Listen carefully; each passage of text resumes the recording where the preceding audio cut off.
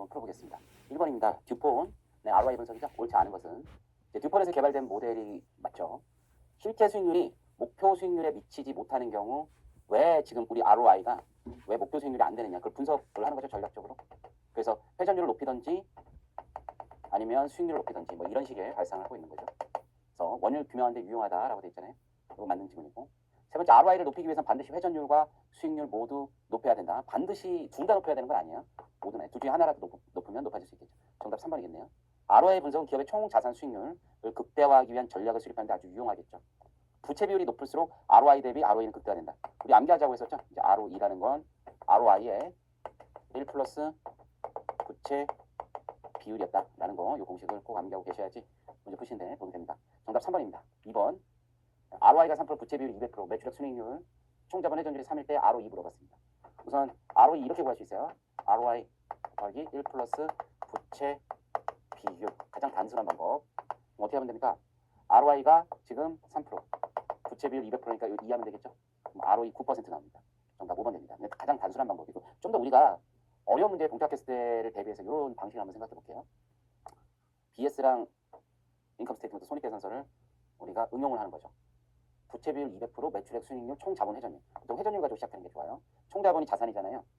그럼 그거의 회전율이 3이라는 얘기는 매출이 3배, 300이라는 얘기죠. 그럼 매출이 300인데 순이익률이 1%라는 얘기는 여기에 순이익이 1%니까 3이라는 얘기잖아요.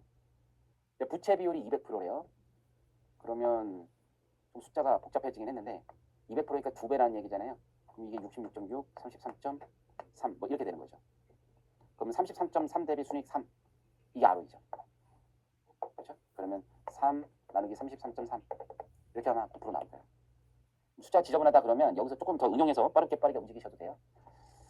좀 나는 이거보다는 이렇게 부채 비율까지 감안하면 부채 비율이 200%니까 얘를 100으로 얘를 200으로 전체 자산이 300이다 이렇게 생각할 수도 있죠. 이거 가지고 매출이 3배니까 900, 1%니까 9개, 이 둘의 관계 9%다 이렇게 갈 수도 있어요. 그래서 이런 형태의 연습을 자주 해보시면 시험장에서 뭔가 구멍을 두고 찾아낼 때 굉장히 유용할 수 있습니다. 그리고 어떤 재무제표를 한눈으로 보는데 굉장히 도움이 되는 방식이기도 합니다. 자, 3번 가보겠습니다. 이번에도 매출액 순이익률이 주어지고 자기자본 순이익률, 총자산 회전율까지 줬어요. 그리고 자기자본 비율을 계산하래요. 이 첫 번째 방식은 우리가 외운 거예요. 자기자본 순이익률이 ROE잖아요. ROE가 24%예요. 근데 이제 ROE는 ROI 곱하기 1 플러스 부채 비율 이렇게 된단 말이에요. 그렇죠? 그럼 ROI라는 건 이렇게 계산하죠. 매출액 순이익률하고 총자산 회전율 4% 곱하기 1.0 그러니까 여기 6% 정도 되겠죠? 곱하기 1 플러스 부채 비율 6, 4, 24 이게 4가 된다는 거잖아요. 4 이 값이 부채 비율은 300%. 자기자본 비율은 이런 게 있죠. 부채 비율이 300이라는 건 100, 300, 400 이렇게 놓는 게 편해요. 그렇죠? 그러면 이게 자기자본 비율이죠. 그러면 25%가 자기자본 비율이다 이렇게 얘기할 수도 있어요. 또 이런 식으로 우리가 분석을 할 수 있어요. 이렇게 공식으로만 하는 게 아니라 좀 더 직관적으로 해보는 거예요. 매출액 순이익률, 자기자본 순이익률, 총 자산 회전율 이거 가지고 운동하는 거예요. 총 자산 회전율이 15다, 100이다. 그러면 매출이 150이다 이렇게 생각할 수 있잖아요. 나중에 또 올려도 되는 거고 비례적으로만 올리면 돼요. 매출액 순이익률이 4%다.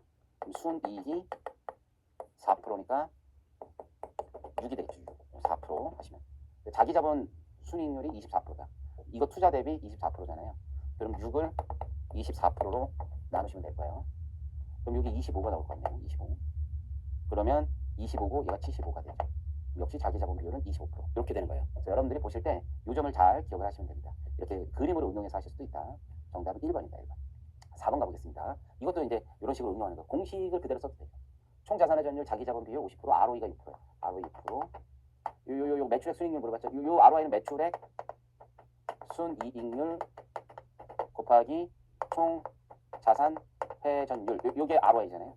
1 플러스 부채 비율이죠. 그러면 일단 자기자본 비율이 50%라는 얘기는 전체 자산 중에 자기자본이 50이라는 거잖아요. 그럼 부채 비율은 100%가 돼요. 그럼 여기가 2가 돼요. 이런 상태에서 총자산 회전율이 또 주어져 있죠. 2가 주어져 있어요. 이게 4가 되죠. 4. 그러면 얘가 6%니까 이게 1.5%를 4배 하면 6%가 나오는 거잖아요. 그럼 정답은 1번 되는 거예요. 이렇게 가도 되고 이렇게 공식으로 하나하나 해쳐도 되고 그림을 그려서 한번 해볼게요. 자기자본 비율이 50이에요. 자산 대비 부채. 총자산 회전율이 2개니까 총자산 대비 매출이 200이라는 얘기죠. 그럴 때 ROE가 6%라는 얘기는 이 이 주주 자기자본 대비 당기순이익 이 6%라는 얘기잖아요. 그럼 3이죠. 3. 여기 6%니까. 그럼 이 비율이 몇 프로예요? 매출액 순이익률이 1.5%가 되는 것이잖아요. 이런 개념을 풀이하셔도 좋습니다. 정답 4번은 1번 되겠습니다. 5번 가볼게요. 이게 ROI는 3%. ROI는 3%. 그런데 총 자본 회전율 이게 3%인데 얘는 총 자산의 회전율하고 이익률의 곱이잖아요. 이익률 곱인데 또 ROE는 12%예요. 이게 3이고 그러면 이익률 1%밖에 안 나오는 거죠. 여기서 말하는 이익률은 손익에 대한 이익률이잖아요. 매출액 대비 매출액이 맨위에 그리고 당기순이익 이 관계가 1%에 불과하다는 얘기죠. 그러면 옳지 않은 것은 이게 굉장히 박리담회죠. 이익률이 작아요. 1%대게 뭐 주유소 뭐 이런 데들 보통 이런데 박리담회 형평 맞고 이익률 1%니까 매우 낮죠. 레버리지가 높다. 요거잖아요. 그러면 요게 4배를 한 거죠. 요거. 1 플러스 부채 비율이 4니까 결국 부채 비율이 300%라는 얘기죠. 레버리지 높은 거 맞죠. 부채 비율 300%. 200%만 넘어도 굉장히 높은 거죠. 수익성이 좋지 않으면 이게 부실할 위험이 높죠. 왜냐하면 부채도 많으니까. 부채 비율이 높다는 얘기, 레버리지가 높다는 얘기는 수익 재무 구조는 안정적이지 않죠. 불안정합니다. 정답은 5번 되겠습니다. 6번 가볼게요. 이런 기업이 있네요. ROI는 우리가 ROE라는 게 ROE가 ROI 곱하기 1 플러스 부채 비율이잖아요. 그런데 ROI는 산업평균보다 높대요. 근데 ROE는 낮대요. 그 얘기는 이 부채 비율이 낮다는 얘기죠.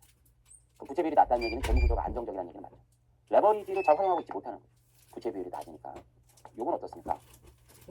매출액 순이익률이나 수익성은 ROI가 높다는 얘기는 수익성이 높던지 회전율이 높던지 이 둘 중에 하나잖아요. 그러니까 둘 다 낮다라고 얘기할 수는 없죠. 가능하셨죠. 자기 자본 비율은 어떻습니까? 이게 재무 구조가 안정적이라는 얘기는 부채보다 자기 자본이 많다는 얘기죠. 부채 비율이 낮다. 자기 자본 비율은 낮다가 아니라 높다가 됩니다. 정답은 1번 됩니다. 자, 7번 가보겠습니다. ROE를 결정하는 요인으로 굉장히 어렵습니다. 이게 이 ROI는 총 자본 회전율 그리고 수익률에 영향을 받죠. 자기 자본 비율이나 부채 비율과 영향이 있겠죠. 비유동 단기 적합률은 그렇지 않죠. 비유동 단기 적합률이라는 게 전체 자산 중에 비유동 자산이 얼마나 자기 자본과 비유동 부채로 조달되느냐 이거잖아요. 그래서 1보다 낮을 때 안정적이다라고 얘기했었던 거 기억나죠? 이게 자기 자본이고 비유동 부채. 그래서 비유동 단기 적합률 1보다 낮을 때 유동 부채 활용하지 않고 자기 자본으로만 구성했다. 그러니까 낮은 게 좋은 거였어요. 그것도 기억을 좀 다시 한번 넣어주시죠.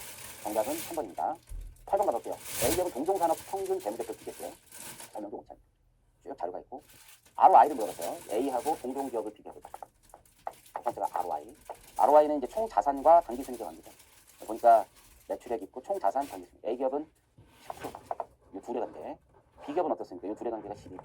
그러니까 동종기업 대비 ROI는 낮은 수준 맞죠. 두 번째 총 자산 회전율이에요. 총 자산을 갖고 매출액과 분모되죠. 매출액이 분자, 총 자산이 분모. 그래서 총 자산 회전율은 얘는 이제 125% 정도 되는 125% 정도 되네요. 동종산업 평균은 총 자산이 100일 때 매출액이 100이죠. 100%. 회전율은 좋네요. 그러면 이익률이 낮다는 얘기가 되거든요, 보통.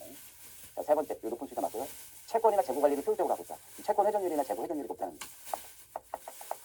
가능성이 높죠. 총 자산 회전율이 더 높으니까. 그러면 여기 유동 자산이 관련 회전율이죠. 그럼 자산 다시 매출 100. 그러면 250% 정도 되겠네요. 동종산업은 매출 100일 때 유동자산 60, 이거 150%죠. 회전율이 더 높으니까 더 효율적으로 운영하고 있다라고 얘기할 수 있죠. 비용 통제를 잘하고 있다. 비용 통제를 잘하면 어때요? 수익률이 올라가야 되겠죠. 근데 그렇지 않잖아요. 정답 4번. 재무 레버리지를 더 잘 활용하고 있대요. 그 앞으로 가보면 부채 비율이 더 높다는 얘기죠. 부채 40, 자기자본 40. 얘는 부채 비율이 100%. 여기는 부채 비율이 150%죠. 그래서 자기자본과 부채를 보면 여기 동종산업이 부채 비율이 더 높네요. 다시 한번 보면 물음이 좋지 않은 것입니다. 그래서 레버리지를 더 잘 활용하고 있다. 덜 활용하고 있는 게 맞죠. 더 잘하는 게 아니라. 그러니까 덜 활용하고 있다. 그러니까 덜 활용하고 있다는 얘기는 맞는 얘기네요. 레버리지 그러니까 더 작으니까 이건 맞는 얘기예요. 수익률은 굉장히 올려야 되는데 수익률이 어때요? 동종기업의 수익이익률은 매출 100일 때 12%인데 A기업은 8%밖에 안 되니까 수익률은 낮는 거잖아요. 정답은 비용 통제를 잘 못하고 있는 겁니다. 정답 4번 되겠습니다. 더 많이 이런 말들이 좀 헷갈려요. 여러분들 시험 볼 때도 오해하지 마시고요. 자, 9번 문제입니다. 9번 문제 ROI를 계산하는 것으로 옳은 것은 자료가 굉장히 복잡하죠. 매출채권 회수 기간이 36일이래요. 그러면 1년을 360일로 가정했으니까 10회 정도 돈다는 얘기고 기초와 기말대산은 동일한 것으로 가정을 하잖아요. 그럼 이 얘기가 매출 대비 채권이 10분의 1 있다는 얘기예요. 재고는 5분의 1, 비유동 자산은 8분의 1 있다는 얘기예요. 매출 원가가 160인데 매출 총 이익률이 20%래요. 그럼 매출액이 X일 때 매출 총 이익은 0.2X가 된다는 얘기고 중간에 매출 원가가 160만 원 된다는 얘기예요.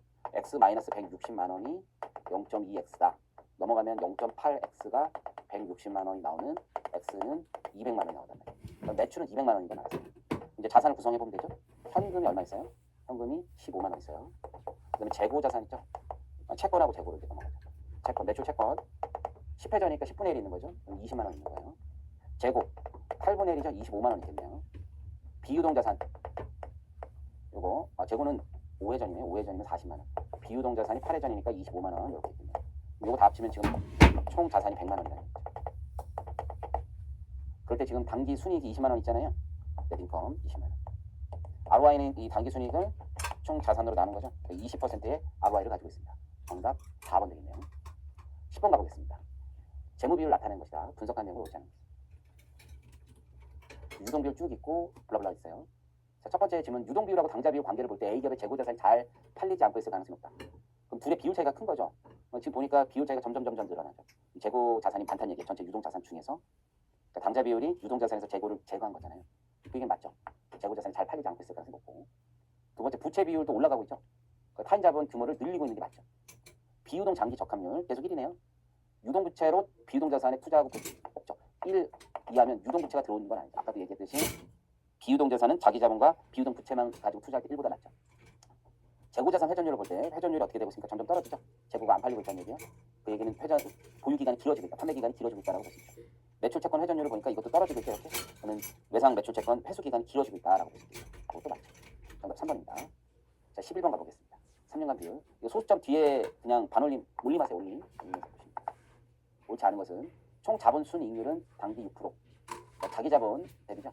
그래서 매출액 순이익률 6%, 자기 자본 18%, 총 자본 회전율 1회전 이런 거잖아요. 부채비 2, 3, 3. 이거 가지고 총 자본 회전율 총 자본 순이익률을 계산하면 되는데 총 자본 순이익률이 ROI잖아요. ROI. 그러면 ROI가 있고 ROE가 있잖아요. ROE가 18%.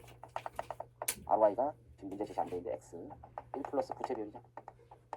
부채 비율. 그러면 1 플러스 2.33. X 곱하기 18%. 이런 식으로 계산하시면 돼요. 그럼 이게 6% 올림했을 때 전기 8%, 전전기 12% 나옵니다. 회사의 수익성이라는 건 요거 얘기하는 거예요. 자기 자본 수익률도 수익성 중에 하나죠. 점점 떨어지죠. 악화되고 있습니다. 회사 자산 규모의 변동이 없다면 매출액도 감소한다. 자산은 똑같은데 회전율이 총 자본 회전율이 떨어진다면 매출이 그만큼 줄고 있다는 얘기죠. 자산은 동일한데 매출액이 있을 때는 매출액 이게 떨어진다는 거죠. 그러니까 회전율이 떨어지겠죠. 이것도 맞죠. 추정할 수 있죠. 자산 규모의 변동이 없다면 자기 자본 규모. 그래서 자기 자본 규모라는 거는 자산 규모는 똑같은데 부채 비율이 올라가면 자기 자본 규모는 떨어지는 거죠. 부채 비율이 올라가니까 자기 자본 규모도 감소하고 있죠. 회사의 자기 자본 순이익률이 감소하는 원인 계속 떨어지죠. 그러니까 ROE가 떨어진다는 얘기예요. 원인 중 하나는 타인 자본 비용이 오히려 증가하죠. 증가하는 데서 떨어지는 거죠. 그래서 감소하고 있다. 이게 사실관계 자체가 다르죠. 정답 5번 되겠습니다. 12번 가보겠습니다. 물가 수준 변동과 기업의 재무 비율 관계를 추정하는 내용입니다. 옳지 않은 것은 물가 상승이 일어나면 판가에 반영이 되죠. 매출 성장은 오히려 있는 것처럼 되죠. 급격한 물가 상승이 일어나면 유독 갑자기 이제 올라오면 스파이크처럼 팍 올라가면 유동 비율이 높게 측정될 수 있다. 그렇진 않아요. 왜냐하면 물가 상승이 일어나도 재고나 채권은 과거 가격이고 지금 새로 사는 부채들이 높은 가격으로 올라오거든요. 오히려 유동 비율이 낮게 측정되는 경향이 있다라는 거예요. 늘 모든 회사가 그런 건 아니에요. 이 질문을 가끔 하시는데 모든 회사가 그런 건 아니고 그런 경향이에요. 자, 물가 상승이 일어나면 수익성 비율도 개선되는 경향이 있다. 경향. 이걸 판가에 보통 반영을 하는 거죠. 우리가 밀가루 가격이 올라가면 오히려 식품 회사들 가격이 여러분들 물가에 반영을 해서 그 가격 반영해서 이거 올라갈 수도 있습니다. 물론 정부 통계가 없게 하는 가정하에 얘도 맞는 말이 되고 활동성 비율 계산 시 분모인 자산은 장부가액으로 나타나고 매출액은 현재 시가로 나타내므로 회전율이 올라갈 수도 있죠. 활동성 비율이. 자기 자본은 장부가액으로 표시되고 물가 상승 시 부채는 증가하는 경향이 있으므로 그렇죠. 새로 사는 건 부채가 다 비싼 걸 테니까 부채 비율이 오히려 올라가는 경향이 있죠. 물론 그게 또 판가에 반영돼서 돈이 들어오면 자기 자본이 올라가지 않습니까? 이렇게까지도 연결할 수 있는데 그건 단기적 경향이에요. 그래서 너무 신경 쓰지 마시고 이렇게 문제가 가끔 나와서 정말 가끔 나와서 문제를 구성해봤습니다. 정답 2번입니다. 금융연수원에 있는 어떤 책들 기준으로 보통 이렇게 경향 같은 걸 많이 내고 있습니다. 아닌데요? 이렇게 생각할 수도 있습니다. 하지만 그런 경향에 초점이 있다라고 생각하시면 될 것 같아요. 13번 너무 쉽죠. 주주 최종 성적표 ROI 주주와 채권자 ROE 주주를 위한 최종 성적표. 정답 ROE 5번이죠. 14번 주주의 투자 수익률과 가장 유사한 것. 주주가 얼마 벌었냐? 자기 자본 순이익률이죠. ROE죠. ROE. 주주의 투자 수익률은 ROE. 정답 4번입니다. 월의 지수법에서 가중치를 크게 부여하는 항목이 뭐냐? 월은 그 트렌트 다시 한번 보면 월은 재무 안정성. 단기 지급 능력이 유동 비율, 장기 지급 능력은 부채 비율. 그러니까 유동성, 안정성. 정답 1번이겠네요. 트렌트는 활동성, 회전율, 경영자 입장. 얘는 채권자, 얘는 경영자 입장. 정답 1번이네요. 트렌트에서 가중치를 뭐에 많이 두냐? 활동성이죠. 정답 1번. 무조건 암기 한 문제 던지는 거예요. 1년에 3번 보잖아요. 거의 제가 안 나오는 적을 본 적이 없어요. 매번. 근데 한 문제. 그냥 가져가시는 거야 이건. 17번. 월의 지수법은 재무 안정성, 트렌트는 효율적인 자산 분석, 자산 이용, 회전율. 정답 1번이겠네요. 18번 가보겠습니다. 지수법에 관한 설명으로 옳지 않은 것 물어봤습니다. 18번. 개별 비율 분석의 한계로, 즉 유동 비율만 100만 뭐냐냐. 전체 조화가 있어야지 뭐 이런 거잖아요. 그러니까 망상불 같은 게 있어야 된다는 거죠. 종합지수가 100을 넘는 양호한 것을 보통 판단하는 거죠. 월은 이제 유동 비율, 부채 비율의 가중치를 크게 부여해서 재무 안정성에 이제 적합한 비율이 되는 거고요. 트렌트는 회전율의 가중치를 크게 부여하고 효율적인 자산 이용 분석에 이제 적합하다. 이것도 맞죠. 우리 차트 지수법은 분석자 입장에 따라서 가중치를 달리 분류하는 것도 맞죠. 지수법은 각 개별 수치의 가중 평균값으로 재무 비율을 분석하므로 주관적 판단은 들어가요. 활용이 쉬운 것뿐이죠. 주관적 판단이 배제된다? 배제되지 않죠. 정답 5번입니다. 19번입니다. 다음 중 기업 분석 시 재무 비율을 종합적으로 분석하는 비율로 거리가 먼 것 물어봤어요. 그러면 종합적으로 분석하는 게 지수법 ROI 기업체 종합 분석 ROE 다 맞는 거죠. 근데 우리 유동성 분석은 그렇지 않죠. 정답 2번 되겠습니다. 자, Corporate Finance Distress 기업 부실을 얘기하는 거죠. 기업 부실이 어떻게 됐어요? 경제적 실패, 지급 불능력을 갖다 파산까지 가는 거예요. 그래서 경제적 실패는 맞죠. 성장률 둔화, 이거 뭐 국가 경제를 논할 때가 지급 불능 상태, 도산 파산. 주가 하락이 된다고 기업이 곧 부실한 건 아니죠. 물론 이제 기업이 부실하면 당연히 주가 하락이 되겠지만 기업 부실의 영역은 아니에요. 일시적으로 주가 하락할 수 있습니다. 지금 예를 들어서 우리나라의 2차 전지 산업 회사는 계속 좋아지지만 주가는 좀 이렇게 할 수도 있잖아요. 그런 이유가 가장 뭡니까? 결국 주식이라는 거, 주가라는 건 미래의 예측인 거죠. 예측 맨날 변동되고 사람들이 그거에 따라 움직이니까 그런 거잖아요. 그러니까 그 예측도 또 심리적인 영향도 있고 하기 때문에 그런 부분이 있죠. 그렇다고 그게 주가가 떨어진다고 해서 이 회사가 기업 부실이다. 그건 절대 아닙니다. 정답 2번 가와 다가 되겠습니다.